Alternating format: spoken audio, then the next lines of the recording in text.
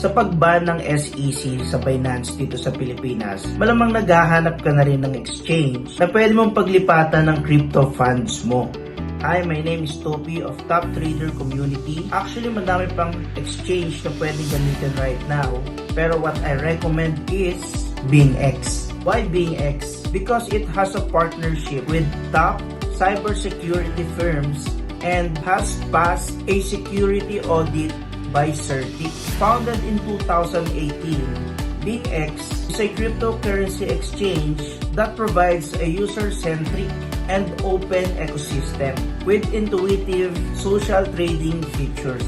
And dahil nandito kayo sa video natin, meron akong pa-bonus sa inyo. Ang unang 100 users na mag-register sa link are eligible for trading bonus. The 40 USDT bonus can be used with leverage times 5. All profits from trading